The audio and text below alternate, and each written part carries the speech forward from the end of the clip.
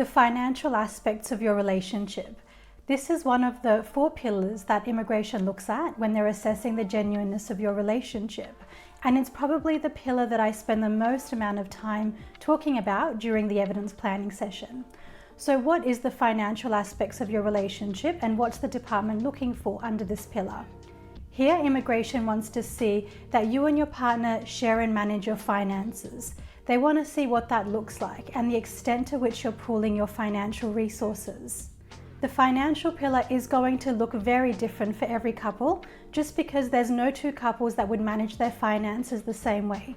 So there's no one size fits all when it comes to a document checklist, but ultimately you do need to demonstrate how you and your partner are sharing and managing your finances. There are some example documents or conventional type documents that immigration might expect to see when they're looking at the financial aspects of your relationship.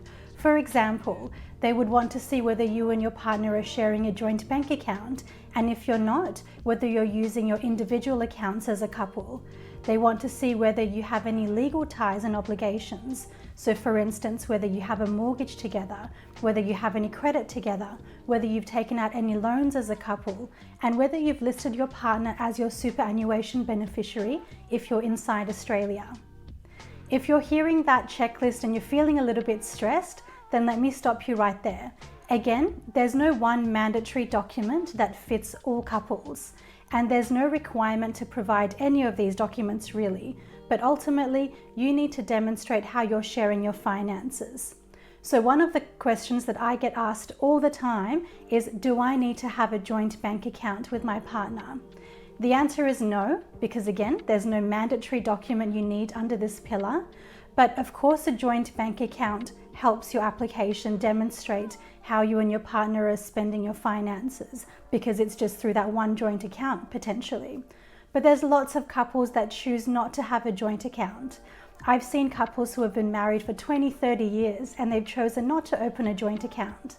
But that doesn't mean that they don't meet the criteria when it comes to a partner visa. The other question that comes up a lot is if the couple is not living together and they don't have any evidence of financial ties to each other. This can be a little bit tricky, and this is something that we also talk about during the evidence planning session.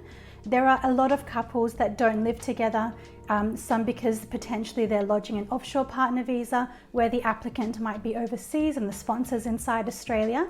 So they've not yet had the opportunity to establish a household and share and manage their finances in a conventional type way. Or perhaps a couple is not living together because of religious or cultural reasons. But that doesn't mean that you don't need to worry about the financial aspects at all. It's very risky to lodge an application where you've provided no evidence of sharing your finances. It can be really tricky to determine yourself if you've met the criteria for a partner visa or not, or in a lot of cases whether you're providing enough documentation under the 4 pillars of relationship. It's always a really good idea to get your application checked by a partner visa expert, and that's exactly what we do at the Partner Visa Academy. Thanks for watching. Please hit the like and subscribe button and head on over to thepartnervisaacademy.com.au. I'll see you in the next video.